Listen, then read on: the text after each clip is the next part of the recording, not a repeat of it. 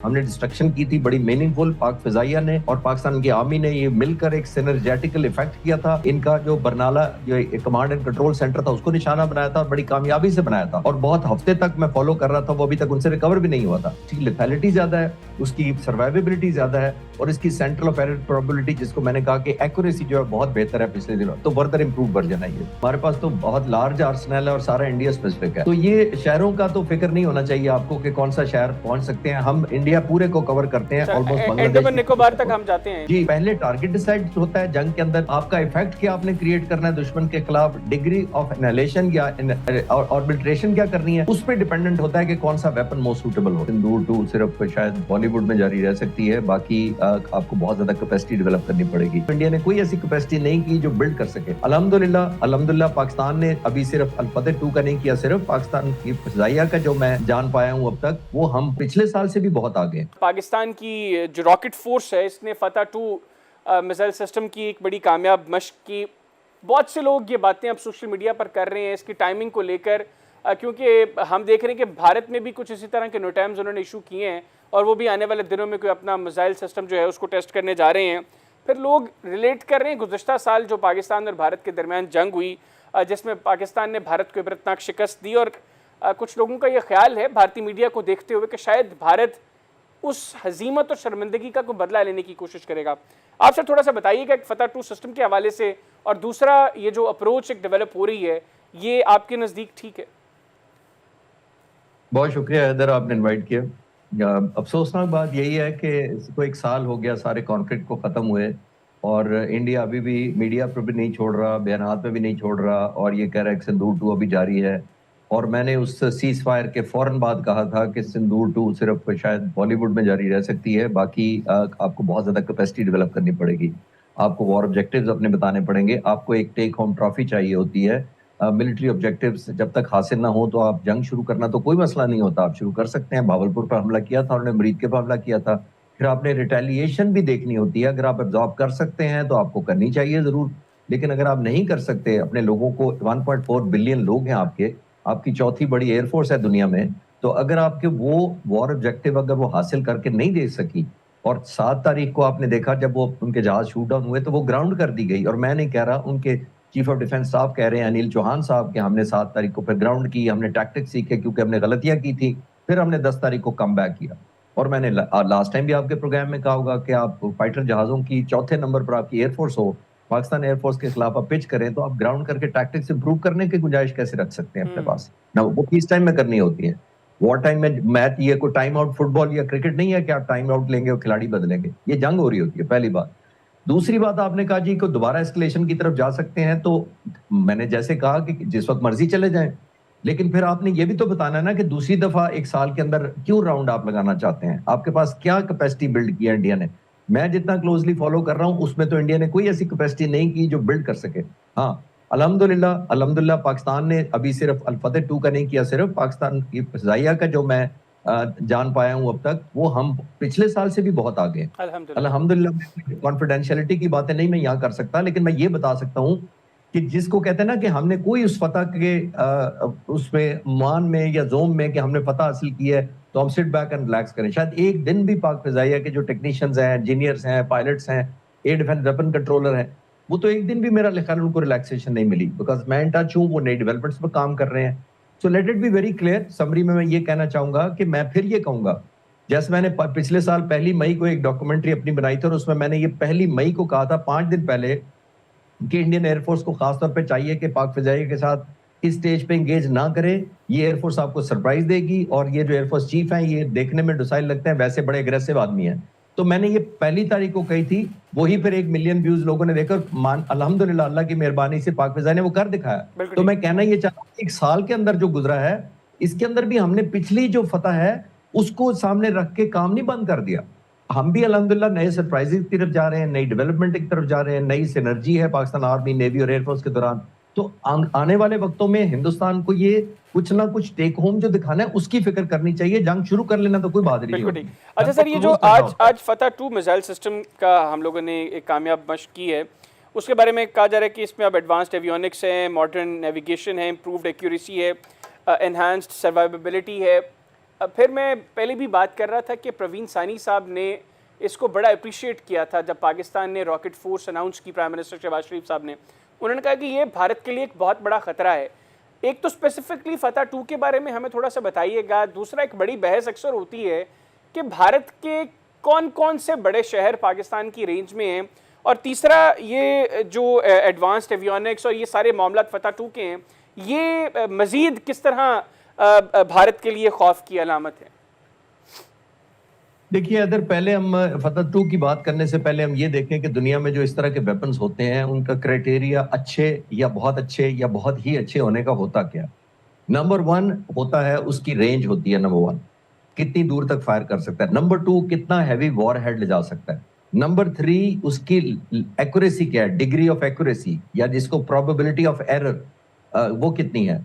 Number 4 ये होता है कि एंटी जैमिंग या एंटी जो काउंटर करने वाले जो वेपन्स होंगे नीचे जमीन से इसको जैमिंग करें, डिसेप्शन करें, इलेक्ट्रॉनिक वॉरफेयर हमला करें, उससे कितना सस्टेन करता है।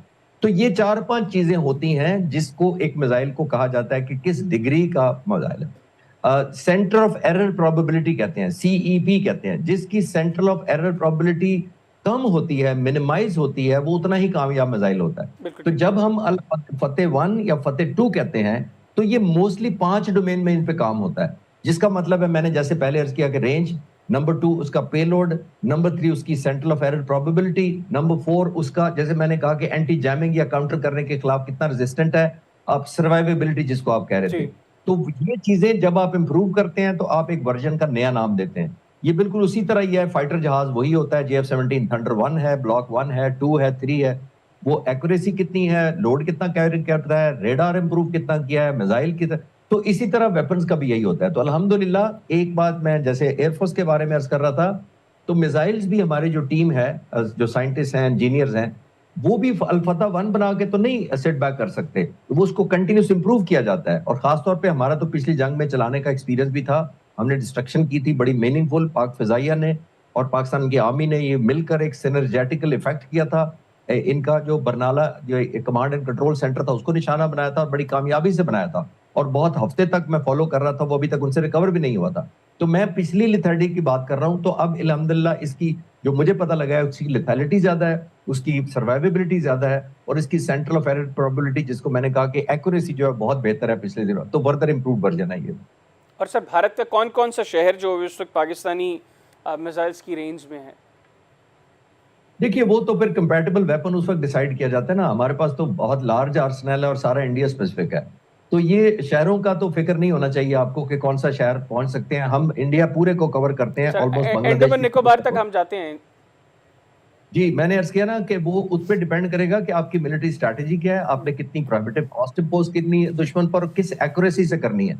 तो वो जब डिसाइड हो जाए, फिर it's a matter of choice of weapons. अल्हम्दुलिल्लाह पाकिस्तान के बहुत डाइवर्सिफाइड चॉइस ऑफ वेपन्स है। किसी एक पर्टिकुलर वेपन पर हम ना डिपेंड कर रहे हैं और ना हम उस पर स्पेसिफिक करके टारगेटिंग करेंगे। पहले टारगेट डिसाइड होता है जंग के अंदर, आपका इफेक्ट क्या आपने क्रिएट करना है दुश्मन के खिलाफ, डिग्री ऑफ एनालेशन या ऑर्बिट्रेशन क्या करनी है, उस पर डिपेंडेंट होता है कि कौन सा वेपन मोस्ट सूटेबल होता है। बिल्कुल ठीक। अच्छा सर, हम मतलब तज़हीक के लिए नहीं, क्योंकि हमने तो हमेशा जब भी भारतीय फ़िज़ाइया की भी बात की है, आपने हमेशा कहा कि वो भी बड़ी प्रोफेशनल फ़िज़ाइया है, लेकिन हम देख रहे हैं कि हम स्पेसिफिकली गुज़िश्ता 26 साल की बात करें तो भारतीय फ़िज़ाइया को सबसे ज़्यादा नुकसान अगर दुनिया में किसी फ़िज़ाइया का हुआ है जंगों के अलावा, तो वो भारतीय फ़िज़ाइया है।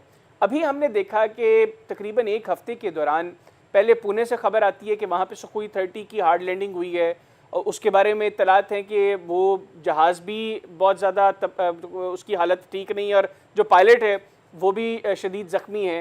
फिर हमने मकबूजा कश्मीर से खबर हमने सुनी कि वहाँ पर एक एवेक्स जो है भारतीय फ़िज़ाइया का, वो गिर कर तबाह हुआ है, जिसको भारतीय फ़िज़ाइया ने तो खैर खबर को ही गोलमोल कर दिया। उन्होंने कहा कि ऐसा कुछ नहीं है, लेकिन जो वहाँ पे इंडिपेंडेंट एनालिस्ट्स हैं वो तो कह रहे हैं कि ये तबाह हुआ है। तो ये भारतीय फ़िज़ाइया क्यों सर सीखती नहीं है चीज़ों से, और एक के बाद एक खबर हमें भारत के हवाले से सुनने को मिलती है कि उनके जहाज़ जो है वो गिरकर तबाह हो रहे हैं? हैदर, इसके 2-3 चीजें इसके अंदर बड़ी जरूरी होती हैं। फ्लाइट सेफ्टी रिकॉर्ड जिसकी तरफ आप इशारा कर रहे हैं कि उनका अच्छा नहीं है, इसमें तो कोई शक नहीं है कि उनका फ्लाइट सेफ्टी रिकॉर्ड बिल्कुल काबिल फ़ख्र नहीं है, उनके कंपैटिबल नहीं है। आपके व्यूअर्स अगर जानना चाहते हैं तो मैं सिर्फ मिग 21 सीरीज का बता देता हूं, जो तकरीबन 55 साल जिसने सर्विस की, 850 जहाज इंडिया ने लिए थे मिग 21। उसमें 850 में से 400 क्रैश हुए थे। 400 में से 200 पायलट अपनी जान से गए थे। 200 पायलट्स के अलावा 30 सिविलियन अपनी जान से गए थे। अब 50% फ्लीट अगर आपका एट्रिशन हो रहा है तो फिर यही वजह है कि उस जहाज को फ्लाइंग कॉफिन का नाम दे दिया गया था या विंडो मेकर का नाम दे दिया गया था। और उसकी कोई और वजह है, शायद आपके पास वक्त नहीं होगा मैं एनालिसिस करने का, लेकिन मैं अर्ज कर रहा हूं कि आपको बुनियादी तौर पर मेंटेनेंस चाहिए होती है हाई क्वालिटी।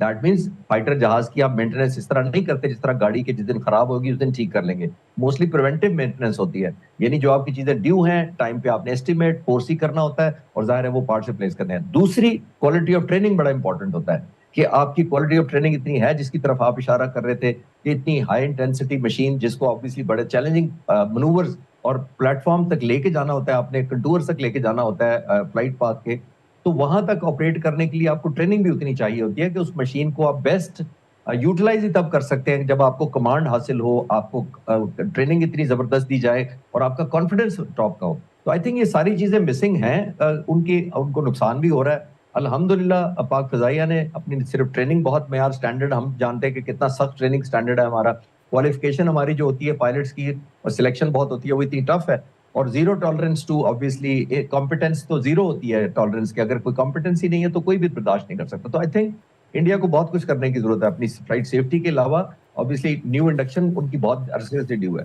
बिल्कुल ठीक। अच्छा सर, हमने देखा कि एवेक्स जो है इन्होंने 2019 की जो डॉग फाइट थी उसमें भी बड़ा किरदार अदा किया। फिर 2025 में जो हमारी और भारतीय फौज फिजाइया आमने सामने आई उसमें भी इनका बड़ा रोल था, और उसके बाद भारत ने ऑर्डर भी दिया। अभी तक जो डेटा इंटरनेट पर अवेलेबल है उसको मैंने जो स्टडी किया, पाकिस्तान के पास एवेक्स जो हैं वो अब भारत से ज़्यादा हैं। भारत अब उसकी तरफ तवज्जो दे रहा है। बहरहाल जो भी उनके पास कम मौजूद है उनमें से भी एक उनका तबाह हो चुका है। ये सर एवेक्स जो है ये कैसे मदद फराहम करता है दौरान जंग फाइटर जेट्स को, और इसका क्या किरदार क्या होता है सर बुनियादी तौर पर? देखिए, बुनियादी तौर पर ये देखना होता है कि जो तमाम फ्लीट होता है, तमाम फाइटर जहाज़ों का, उनके अपने अपने रेडार होते हैं, इंडिविजुअल जहाज़ के अंदर लगे होते हैं जो आपको स्कैन करके देते हैं। जो आपके ऊपर मिसाइल लगता है जहाज़ के ऊपर वो उसी का कंपैटिबल होता है जितनी दूर तक रेडार देखता है। मैं एग्जांपल के तौर पे कह देता हूँ कि जेट-10C हमने जो हिंदुस्तान के जहाज़ों को ऑलमोस्ट 198 किलोमीटर पर शूट किया था PL-15 मिसाइल से, तो उसका रेडार कंपैटिबल होगा, उसको लॉक करेगा, तब वो मिसाइल जाएगा 198 किलोमीटर या 200 किलोमीटर तक। नंबर 1 ये एग्जांपल है। लेकिन बाज़ दफ़ा होता ये है कि तमाम फाइटर जहाज़ 200 किलोमीटर या 150 किलोमीटर या राफेल की जैसे 150 किलोमीटर रेंज है, उतने कंपैटिबल नहीं होते। तो उनको एक या तो ज़मीन से एयर डिफेंस सिस्टम चाहिए होता है जो सपोर्ट करता है। ज़मीन से एयर डिफेंस की और ज़्यादा डिफिकल्टीज़ होती हैं या उसके अपने चैलेंजेस होते हैं, टेरेन की वजह से होता है, लाइन ऑफ साइट का होता है, कम्युनिकेशन होती है, रेडियो प्लस रेडार कम्युनिकेशन होती है, तो वो सारी लिमिटेशन हो जाती है। जहां पे ये लिमिटेशन आती है वहां से एयरबोर्न अर्ली वार्निंग AEW जहाज शुरू होते हैं। दैट मीन्स ये जहाज होता है, वाइड बॉडी होता है, बहुत बड़ा होता है। ये आपके बैक एंड पे उन जहाजों को जो फ्लीट जाता है, चाहे ऑफेंसिव जाए या डिफेंसिव जाए, आपके पीछे उड़ रहा होता है और ये अपनी इंडिपेंडेंट स्कैनिंग करता है और जिसको कहते हैं सैनिटाइज करता है उस एरिया को। बिल्कुल ठीक। सैनिटाइज करते वक्त ये पिक करता है कि कौन सा दुश्मन का जहाज कहाँ है, और वो जहाज जो आपके अपने उड़ रहे होते हैं, जिनकी अगर 300-400 किलोमीटर रेंज नहीं होती रेडार की, 100 किलोमीटर है, 50 है, उनको ये अपडेट कर रहा होता है और एक सिचुएशनल अवेयरनेस टाइम पे मुहैया कर रहा होता है। बिल्कुल और ये बताता रहता है कि कौन से कहाँ जहाज हैं, कौन से पहले आपको थ्रेट बन सकते हैं, कौन से बिल्कुल थ्रेट नहीं है, किन के खिलाफ ये जो अपने फ्रेंडली जहाज है पोस्टरिंग कर सकते हैं। प्रायोरिटाइज करने में मदद देता है कि कौन से टारगेट्स को पहले लिया जाए। तो आई थिंक ये बहुत ज्यादा मददगार साबित होता है। और इंडिया का मैं बताता चाहूं कि इंडिया ने जो बॉडी है, जो एयर फ्रेम और इंजन और जहाज है, वो रशिया के लिए हुए हैं, और जो रेडार ऊपर लगता है वो इसराइल के लगाए हुए हैं उन्होंने जहाजों पे। अब मेरा ख्याल है कुछ ब्राजील से भी उन्होंने लिए। बहरहाल बहुत शुक्रिया सर।